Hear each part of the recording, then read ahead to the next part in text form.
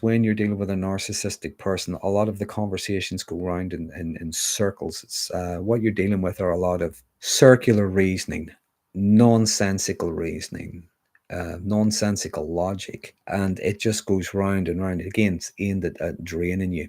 I'm a sci-fi nerd, as you know, see over my shoulder. If you think of the Borg in Star Trek, what you have is the Borg. They don't necessarily conquer, but what they do is they assimilate. They assimilate people into their collective. So they lose their individuality.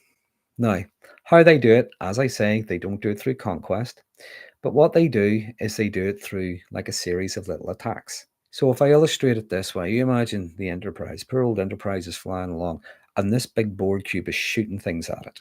Okay? But what it's shooting are not aimed to damage it, they're aimed at draining it. They drain the Enterprise's power. They drain the engines, they drain the shields, they drain all the power from it. So they keep firing these pulses to drain the ship of its energy.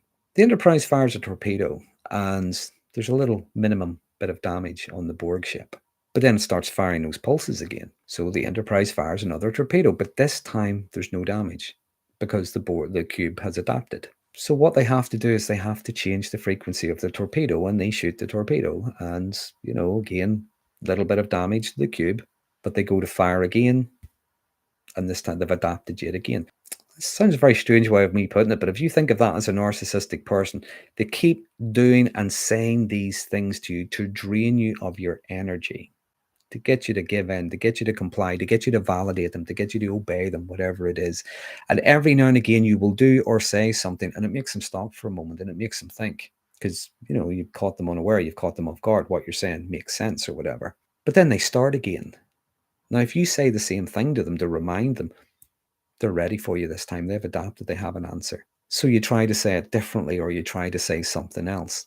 And that's pretty much what it's like dealing with a narcissistic person. It can be draining. And as I say, it can be emotionally draining. It can be draining in so many ways. So it is important to protect your emotional well-being. So sometimes it is about choosing our battles.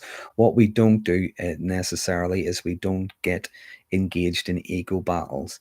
Going into an ego battle with a narcissistic person, it's like shark wrestling. You're not going to come off well. These people have had a lifetime to learn how to manipulate, twist things, and evade things, and deflect, and all the rest of it. You'll drive yourself insane.